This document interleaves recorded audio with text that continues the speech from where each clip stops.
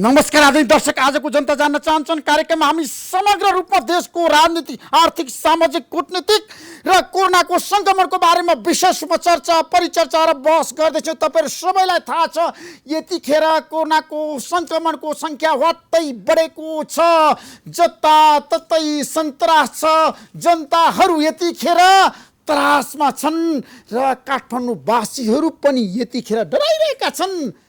अब सबै घरमा बस्नुपर्ने दिन आउँदैछ, कोरोनालाई भगाउनै पर्छ। त्यसैले तपाईहरु अब घरभित्र बसेर कोरोनालाई भगाउनुस्, हामी सबैको आग्रह र अनुरोध छ। सामाजिक दूरी कायम गर्नुस्, मास्क लगाउनुस् र सावधानी अपनाउनुस्। र आजै एक दिन 5 जनाको मृत्यु भइसकेको छ संक्रमणको कारणले गर्दाखेरि। मृत्यु हुनेको संख्या पनि बढिरहेको छ। किन बढ्यो त? कोरोनाको संक्रमणको संख्या अब प्रत्येक दिन बढिरहँदाखेरि सरकारले कस्तो किसिमको रणनीति बनाउँदैछ त? लकडाउन समस्याको समाधान होइन भनेर धेरैले भनेका छन्। अब लकडाउनको विकल्प सरकारले के सोध्दैछ, के खोज्दैछ त? आजको कार्यक्रममा हामी यस बारेमा पनि विशेष रूपमा चर्चा गर्दैछौँ। र पछिल्लो समय देशभरि नै कोरोनाको संक्रमणको संख्या बढिरहँदाखेरि प्रदेश नम्बर 2 मा पनि समस्या देखिएको छ, 1 मा पनि समस्या देखिएको छ। र धेरैले भनेका छन् अब हामीले कस्तो किसिमको रणनीति बनाउने त? सरकारले अब साँच्चीकै लकडाउनको विकल्प के खोज्दैछ त? हिजो प्रधानमन्त्रीले परामर्श गर्नुभयो विज्ञहरूसँग। विज्ञले भने लकडाउन लकडाउन लकडाउन, अर्थविदले भने लकडाउन होइन, लकडाउनले अर्थतन्त्रलाई ध्वस्त पार्छ। त्यसो भए अब हामीसँग विकल्पहरू के छन् त? आजको कार्यक्रममा हामी यस बारेमा पनि विशेष रूपमा बहस गर्दैछौँ। जनता जान्न चाहन्छन् कार्यक्रममा तपाईहरु सबैलाई थाहा छ, आज हामी नेपाल कम्युनिस्ट पार्टीभित्रको आन्तरिक द्वन्द्वको व्यवस्थापन गर्न नेताहरू कहाँ चुके? शीर्ष नेताहरू प्रधानमन्त्री केपी शर्मा ओली र प्रचण्डको बीचमा आज किन वार्ता हुन सकेन? लगातार 3 दिन वार्ता भयो तर आज संवाद हुन सकेन। के कारणले हुन सकेन? नेताहरूको बीचमा सहमति हुने सम्भावना छैन भनेर धेरैले भन्न थाले। किन? नेपाल कम्युनिस्ट पार्टी फुट्नु हुँदैन हाम्रो आग्रह छ, तर नेताहरू गुटमै मस्त छन्, गुट निर्माण गरिरहेका छन्। आज पनि प्रधानमन्त्रीले पनि परामर्श गर्नुभयो, प्रचण्ड र माधवकुमार नेपालले पनि परामर्श गरिरहनु भएको छ, आफ्ना गुटका नेताहरूलाई भेटिरहनु भएको छ। प्रतिपक्षी दलको हालत पनि त्यस्तै छ, काङ्ग्रेसभित्र पनि विवाद छ। आजको कार्यक्रममा हामी यसबारेमा पनि विशेष रूपमा चर्चा गर्दैछौँ। जनता समाजवादी पार्टीको पनि आज बैठक बसेको छ। बैठकले अब कसरी अगाडि बढ्ने भनेर रणनीति बनाउँदैछ, त्यसबारेमा आज हामी चर्चा गर्दैनौँ। आज हामीसँग धेरै विषयवस्तु छन् देशको राजनीति विषयवस्तुमा। आज हामी केही समयपछि नेपाल कम्युनिस्ट पार्टीभित्र अब के होला त भन्ने बारेमा नागरिक समाजका अगुवा डाक्टर सुन्दरमणि दीक्षितसँग विशेष कुराकानी गर्दैछौँ। तर यतिखेर हामी राम नेपालमा जन्मिएको भने प्रधानमन्त्रीले भन्नुभयो, अयोध्या नेपालमै पर्छ भने प्रधानमन्त्री केपी शर्मा ओलीले खुलासा गर्नुभयो। तर आज भारतीय प्रधानमन्त्री नरेन्द्र मोदीले अयोध्यामा राम मन्दिरको शिलान्यास गर्नुभएको छ। उहाँले रामको नेपालसँग राम्रो सम्बन्ध रहेको कुरा पनि बताउनु भएको छ। वास्तविकता के हो त? आजको कार्यक्रममा हामी केही समयपछि यसबारेमा विशेष खुलासा गर्दैछौँ। प्रतीक्षा गर्नुहोस्। जनता जान्न चाहन्छन् कार्यक्रम हेर्दै गर्नुहोस्।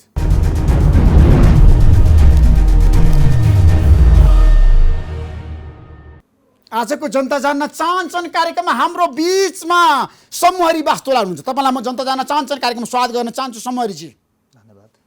तपाईँले आजको दिनमा रामको बारेमा र अयोध्याको बारेमा सविस्तार बताउनुहोस्। राम नेपालमा जन्मेको हो भनेर नेपालको प्रधानमन्त्रीले भन्नुभयो। भारतको प्रधानमन्त्री नरेन्द्र मोदीले रामको नेपालसँग विशेष सम्बन्ध छ भनेर आज खुलासा गर्नुभएको छ। वास्तविकता के हो? अयोध्या कहाँ पर्छ, नेपालमा कि भारतमा? वास्तवमा राम र राम जन्मभूमिको विषयमा केही समयदेखि रामलाई विवादित बनाउने ढङ्गले मिडियाबाजी भइरहेकै छ। यद्यपि राम जन्मभूमिको विषयमा अहिले मात्रै बहस भएको विषय होइन।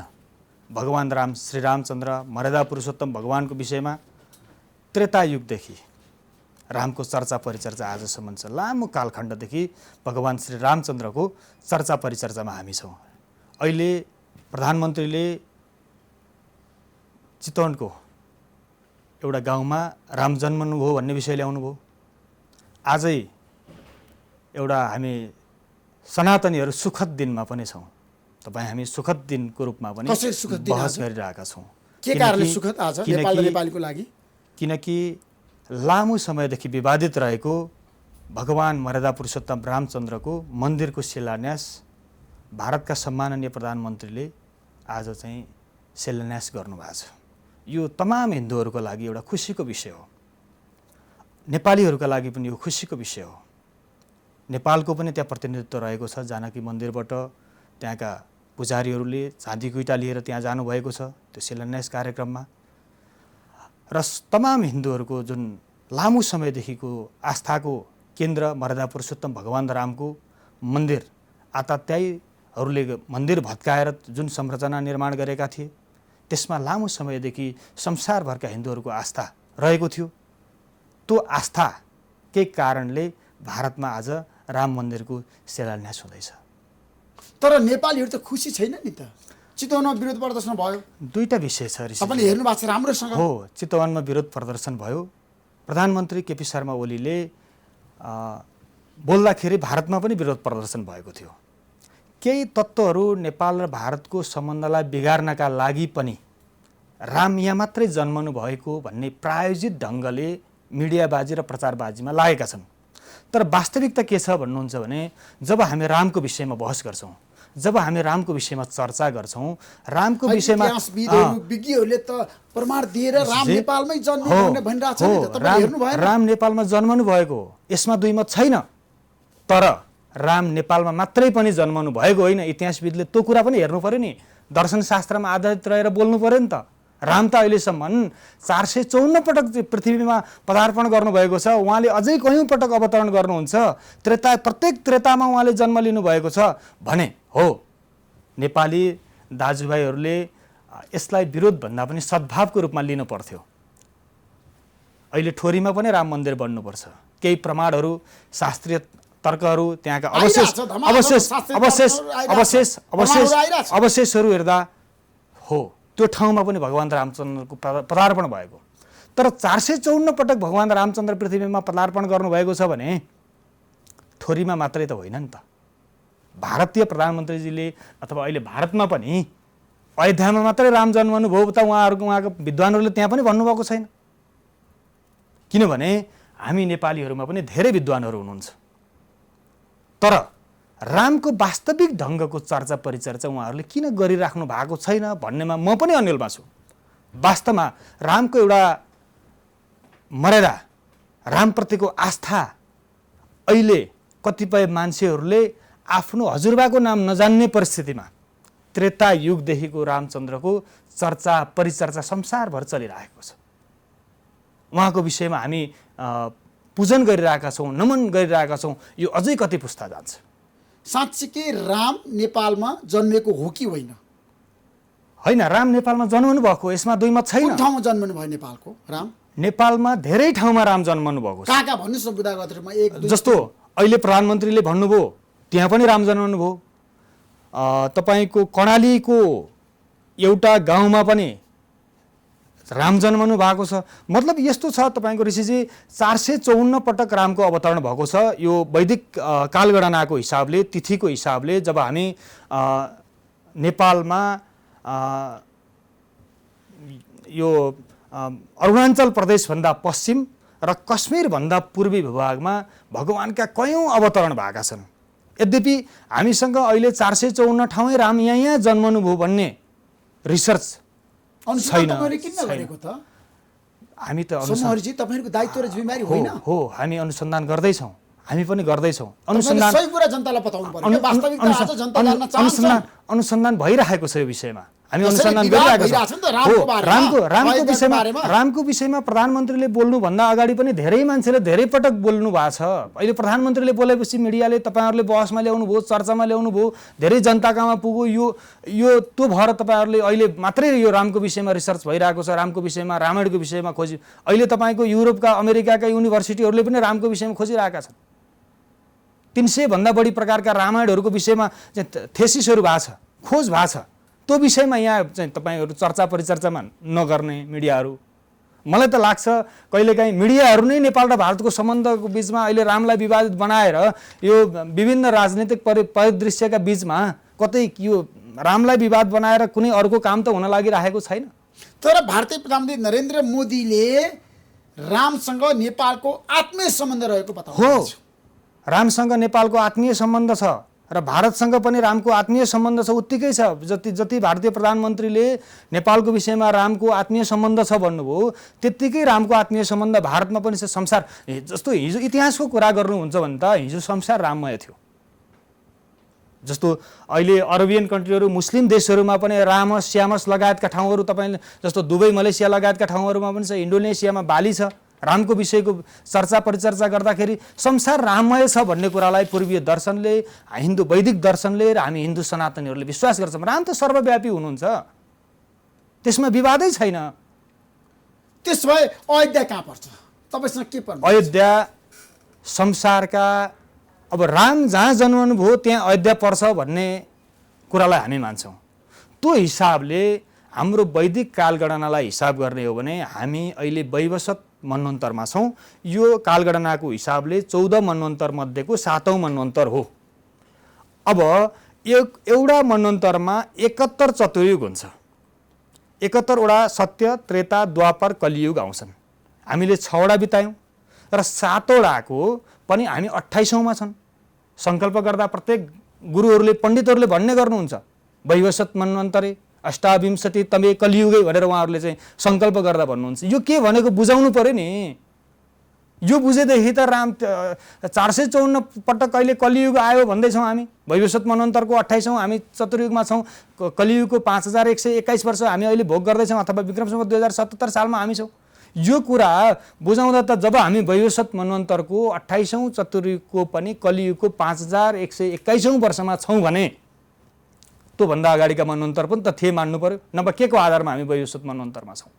तर धर्म संस्कृतिको कुरा गर्दा, रीतिरिवाजको कुरा गर्दाखेरि, नेपाल भारत सम्बन्धको कुरा गर्दाखेरि धेरै किसिमका पाटाहरू छन्, बहुआयामिक पक्षहरू छन्। आज हाम्रो देश नेपालले रामको दाबी, राम जन्मिएको भूमिको दाबी गरिरहँदाखेरि त्यसमा सत्यता कति छ? होइन, यस प्रधानमन्त्रीको कुरामा कति सत्यता? प्रधानमन्त्रीको कुरामा सत्यता छ, तर यसरी ल्याउनु पर्यो विषय राम यहाँ मात्रै जन्मनु भयो या अयोध्यामा मात्रै जन्मनु भयो भन्ने विषय होइन।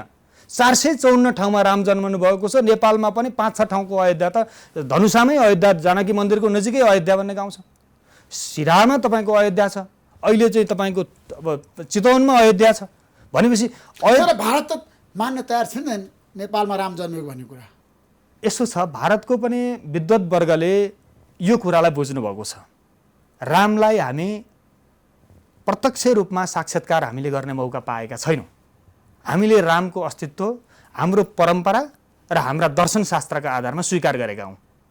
त्यसैले हामीले जब परम्परालाई स्वीकार गर्छौँ, हाम्रो दर्शनशास्त्र वैदिक दर्शनलाई स्वीकार गर्छौँ, हाम्रो ज्योतिषशास्त्रलाई स्वीकार गर्छौँ भने त्यसमा भएका सबै कुरालाई त स्वीकार गर्नु पर्यो नि त। आफूलाई मन लागेको कुरा मात्रै स्वीकार गरेर त त्यो कुरा त मान्य हुँदैन।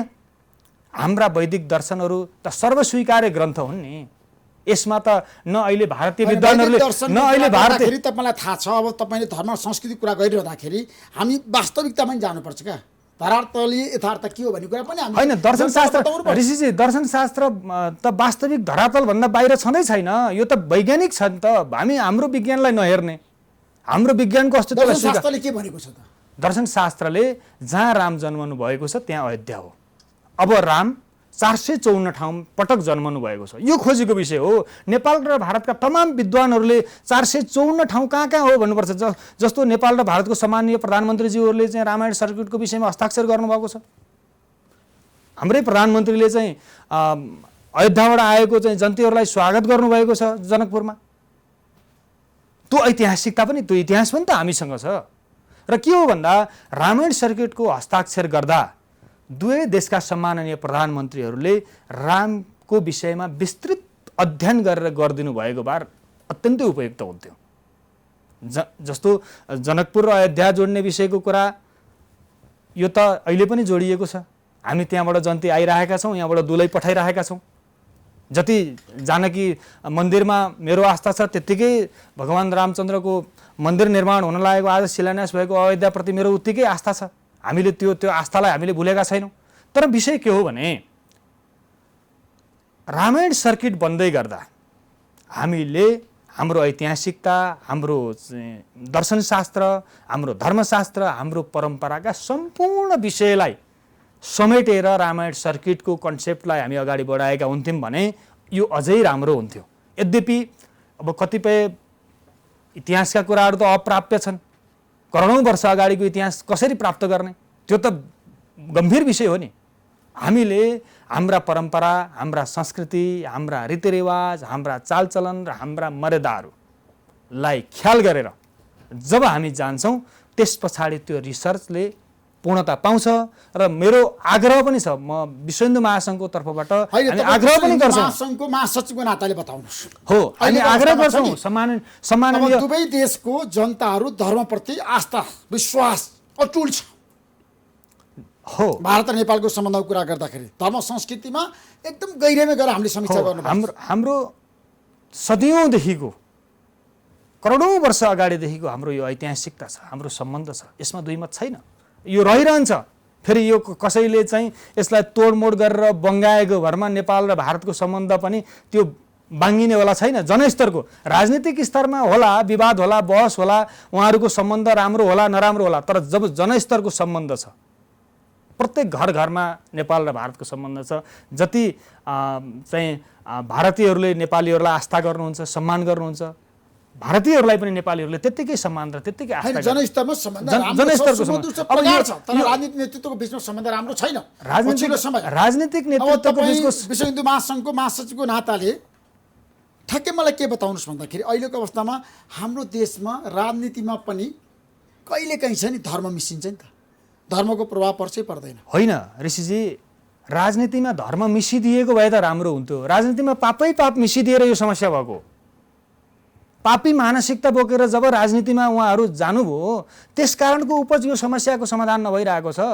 राजनीतिमा धर्म मिसिदिए त यस्तो किसिमको कलह विवाद यो अस्थिरताको सिर्जनै हुने थिएन। जब पापी मानसिकताले उहाँहरू शासन गर्न खोज्नुहुन्छ यहाँको राजनीतिक नेतृत्व, त्यस कारणले गर्दा मात्रै यहाँ विवाद सिर्जना भएको हो। होइन भने नेपालको जस्तो अनुशासित सरकारले जे भन्यो त्यो मान्ने जनता कहाँ छ संसार? मैले त कहीँ पनि देख्दिनँ। त्यसमा भारतीय प्रधानमन्त्री नरेन्द्र मोदीले आज राम मन्दिरको शिलान्यास गरिसकेपछि अब नेपाल भारत सम्बन्धमा यसले केही दरारहरू ल्याउन सक्छ, धर्म संस्कृतिमा प्रभावहरू पार्न सक्छ? यस्तो छ ऋषिजी, अब हामीले रामको विषयमा शास्त्रीय आधारमा मात्रै, सेन्टिमेन्टको आधारमा भन्दा हाम्रो ऐतिहासिकता र शास्त्रीय आधारमा बहस गर्ने हो। सेन्टिमेन्टल हिसाबले त कसैलाई केही लाग्ला, राम मेरै यस्तो मर्यादा पुरुषोत्तम भगवान् रामचन्द्र मेरै मात्रै बनाउन पाए अथवा मेरै सन्तानको रूपमा, मेरै पुत्रको रूपमा प्राप्त गर्न पाए हुन्थ्यो भन्ने भावना होला। त्यो भावनालाई पनि हामीले सम्मान गर्नुपर्छ। यद्यपि जुन भगवान् रामचन्द्रको प्रसङ्गको कुरा छ यसलाई हामीले शास्त्रीय आधारमा, हाम्रो ऐतिहासिक आधारमा नहेरिकन यो विषयले पूर्णता पाउँदैन। त्यो हिसाबले आज राम मन्दिरको समुद्घाटन भएको छ, शिलान्यास भएको छ। यसलाई संसारभरका हिन्दूहरूले खुलेर प्रशंसा गर्नुभएको छ। नेपालका हिन्दूहरूले गर्नुभएको छ। सबैले यहाँको सन्त समाजले शुभकामना दिएको छ, विश्व हिन्दू महासङ्घले शुभकामना दिएको छ। सम्पूर्ण धार्मिक सङ्घ संस्थाहरू यो लामो समयदेखि परधर्मीहरूको कब्जामा नियन्त्रणमा रहेर भत्काएको मर्यादा पुरुषोत्तम रामचन्द्रको चाहिँ मन्दिर बन्दा सबै खुसी हुनुहुन्छ, सबैमा उल्लास छ, धेरैतिर दीपावली भएको छ। अब विषय के हो भने अब अयोध्यामा राम मन्दिर बन्यो यतिले चाहिँ पुरा भयो भन्ने विषय होइन। नेपालको दाबी पनि त्यत्तिकै बलियो छ। त्यहाँ पनि भगवान् रामचन्द्रको पदार्पण भएको हो। यहाँको पुरातत्त्वविद, यहाँको चाहिँ पुरातत्त्व विभाग, यहाँका युनिभर्सिटीहरू सबैले अनुसन्धान थालिसके, सुरु गरिसके, प्रधानमन्त्रीले भनिसकेपछि अब यो अनुसन्धान हुनुपर्छ र रामचन्द्र जन्मेका 454 ठाउँमै भव्य राम मन्दिर बन्नुपर्छ। नेपालमा पनि राम मन्दिर बन्नुपर्छ। हो, नेपालमा त 10-12 ठाउँ, त्योभन्दा बढी धेरै ठाउँमा रामचन्द्र जन्मनु भएको छ। यहाँको चाहिँ पुरातत्त्व विभागले खोज्नु पर्यो, संस्कृति मन्त्रालयले खोज्नु पर्यो, यहाँको चाहिँ युनिभर्सिटीहरूले त्यो विषयमा खोज्नु पर्यो। खालि विदेशी पाठ्यक्रम पढाउने, नेपाली मौलिकताको विषयमा शिक्षा नदिने, एउटा भएको संस्कृत युनिभर्सिटीलाई चाहिँ लगभग बन्द गराएर राख्ने, पाठ्यक्रम समयानुकूल परिमार्जन नगर्ने, यता धेरै समस्या छ नि बौद्धिक स्तरमा। त्यसैले यी के हो भने प्रायोजित पाठ्यक्रमहरू हामीले हटायौँ भने यो नेपालीपनको शिक्षाको सुरुवात हुन्छ। जब नेपालीपनको शिक्षाको सुरुवात हुन्छ यी सबै समस्याहरू आफै होइन। हाम्रो देश नेपाल आज सेकुलर राष्ट्र छ, धर्मनिरपेक्ष देश हो, तर प्रधानमन्त्री केपी शर्मा ओली कम्युनिस्ट पार्टीको पनि अध्यक्ष हो। उहाँले धर्म संस्कृति कुरा किन गर्नुभयो, रामको कुरा किन गर्नुभयो? यसो छ ऋषिजी, यो के छ भने यो विषयमा त तपाईँ पनि जानकार हुनुहुन्छ, सबै नेपाली जनता जानकार हुनुहुन्छ। यद्यपि धर्मनिरपेक्षताको विषयमा नेपालमा को छ धर्मनिरपेक्षवादी? एकजना कोही पनि छैन ऋषिजी। नेपालको जनगणनाले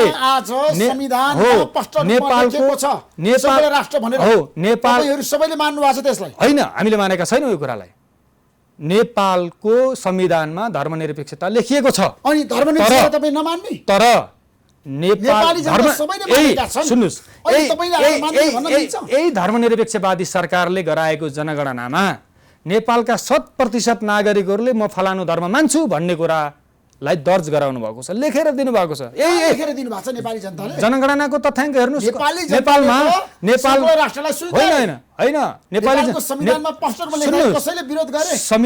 संविधान सबैले विरोध गरे, त्यो कुरा मिडियामा आएन, तपाईहरुले मिडियामा ल्याउनु भएन। धर्मनिरपेक्षताको सर्वोच्च धर्मनिरपेक्षताको कसैले पनि विरोध गरेको छैन। विरोध भयो, किन भएन? हामी विरोध गरिरहेका छौँ। संस्थागत रूपमा विश्व हिन्दू महासंघले विरोध गरिरहेको छ। सुन्नुहोस्, अर्को विषय पोलिटिकल पार्टीले समर्थन हो, नेपालका पोलिटिकल हो समस्या यहीँनिर हो। नेपालका पोलिटिकल पार्टीहरूमै समस्या हो। नेपाल संविधान सभाले सुझाव सङ्कलन गरेको थियो जनतालाई, कस्तो संविधान तपाईँहरू चाहनुहुन्छ भनेर मस्यौदापछि हामी पनि हेरिरहेका छौँ। संसदमा चौथो हैसियतमा रहेको चाहिँ पार्टीले सुझाव बहिष्कार गर्यो, जो हिन्दूवादीको आवरणमा सत्तामा पुगेको थियो। हिन्दू धर्मको नाममा 24-25 सिट ल्याएर सत्तामा गएको थियो, त्यो पार्टीले बहिष्कार गर्यो। त्यो कुरा तपाईँलाई पनि थाहा छ, नेपाली जनता सबैलाई थाहा छ। त्यो अवस्थामा लेखेर संविधान सभालाई नेपाली जनताहरूले नेपाल सनातन धर्म सापेक्ष हिन्दू राष्ट्र हुनुपर्छ भनेर दिएका छन्। त्यो सुझावलाई व्यवस्था गर्ने अनि संविधान सभालाई सार्वभौम मान्ने, जनताका सुझाव नमान्ने संविधान सभा कसरी सार्वभौम ढङ्गले चाहिँ संविधान ल्याए? सबै जनताको यसमा विमति छ। नेपाली सबै नागरिकहरू नेपाल सनातन धर्म सापेक्ष हिन्दू राष्ट्र हुनुपर्छ भन्ने पक्षमा हुनुहुन्छ। 95% भन्दा बढी नेपाली नागरिकहरू ओमकार परिवार भएन क्या, जनता तयार हुनु पर्यो। होइन, जनता सडकमा आछ नि, हिन्दू राष्ट्र चाहियो भनेर कोही जनता सडकमा संविधान निर्माणको पूर्व सन्ध्यामा आएका थिए। अहिले पनि संघर्षहरू, अहिले पनि यो विषयमा को बारेमा तपाईहरुले राजनीति नगर्नुस्, मेरो आग्रह छ। होइन, तपाईहरु यो पापको विषयमा राजनीति गर्न नउक्साउनुस्। धार्मिक व्यवस्थाका पक्षमा राजनीतिलाई लानुपर्छ। जब धर्म हुन्छ, जब संस्कार संस्कृतिको कुरामा हामी जान्छौँ, जब हामी हाम्रो ऐतिहासिकतामा जान्छौँ, त्यस पछाडि बल्ल नेपालले शान्ति प्राप्त गर्छ। अब प्रधानमन्त्री ओलीजीको जुन प्रसङ्ग छ, धर्मनिरपेक्ष मुलुकको प्रधानमन्त्री, उहाँको भावनामा धर्मनिरपेक्षता भए त रामको कुरै आउँदैन थियो। उहाँ पनि धर्मप्रति आस्थावान हुनुहुन्छ। नेपालका सबै नागरिकहरूले धर्ममा विश्वास गर्नुहुन्छ। यहाँ 81% हिन्दू, 9% बुद्धिस्ट, 4% मुस्लिम, 1% क्रिस्चियन भनेर चाहिँ जनगणनामा लेखेको छ नि, ती धर्म नमान्ने हुन्? तपाईँले त्यो कुरा भन्न खोज्नु भएको? त्यो त होइन। नेपाली त धर्ममाथि तपाईँले धावा बोल्नुहुन्न क्या? होइन, यो धावा होइन। नेपालका 100% नागरिकहरू धर्मप्रति नेपाली जनताको सम्मान छ, आस्था छ, सम्मान छ, धार्मिक सहिष्णुता छ, धार्मिक सहिष्णुता छ। आज हाम्रो देशमा धर्ममाथि राजनीति गर्न छोड्नुस्। धर्म यो पापमाथि राजनीति गर्न छोड्नु पर्यो। धर्ममाथि राजनीति भएको होइन। धार्मिक प्रवृत्तिको भावनाले, धार्मिक भावनाले राजनीति गर्नुस्। नेताहरूलाई म यो कुरा भन्न चाहन्छु, जब धार्मिक भावना, पवित्र भावनाले राजनीति सुरु हुन्छ, त्यस पछाडि मात्रै शान्ति स्थापना हुने हो। हामी सबै राजनीतिक दलको कुरा चाहिँ शान्ति स्थापना गर्ने, मुलुकको समृद्धि प्राप्त गर्ने, अनि शान्ति स्थापना हुने र समृद्धि प्राप्त गर्ने कुरा चाहिँ नगर्ने, अनि समाजलाई भड्काउने, यहाँको सामाजिक सद्भावलाई बिथोल्न खोज्ने हिसाबले त शान्ति स्थापना हुँदैन नि त ऋषिजी। थ्याङ्क यू सो मच समरजी, समय दिनुभयो तपाईँलाई म धेरै धेरै धन्यवाद दिन चाहन्छु। यहाँलाई पनि धन्यवाद छ, मौका प्रदान गर्नुभयो। नागरिक स्तरमा रामको विषयमा राम जन्मभूमिको विषयमा र नेपाली मौलिक धर्म संस्कृतिको विषयमा कुरा राख्ने मौका दिनुभयो। सबै नेपाली नागरिकहरू जसरी अहिले धार्मिक सहिष्णुताका साथ नेपालमा बसोबास गरिराख्नु भएको छ, उहाँहरूलाई यो सहिष्णुता, यो सद्भाव, सर्वे भवन्तु सुखिनः सर्वे सन्तु निरामया भन्ने जुन हाम्रो वैदिक मान्यता छ, वसुधैव कुटुम्बकमको जुन भावना हामीले चाहिँ राखेर अगाडि बढिरहेका छौँ, यो भावनामा कसैले बहकाए पनि नेपाली नागरिकहरू बहकिनु हुने छैन। र भारतमा पनि अहिले राम मन्दिरको विषय लिएर नेपाल र भारतको बिचको टीका टिप्पणीको विषयलाई लिएर केही समूहहरू चाहिँ अलि उच्छृङ्खल रूपमा लाग्नु भएको छ। विश्व हिन्दू महासङ्घ सम्पूर्ण संसारभरका हिन्दूहरूलाई आफ्नो धार्मिक मर्यादा, वैदिक सनातन हिन्दू धर्मको मर्यादा अनुकूल रहेर काम व्यवहार गरिदिनुहोस्। त्यसले मात्रै विश्व बन्धुत्व र विश्व भातृत्वको विकास हुन्छ भन्न चाहन्छु। धन्यवाद।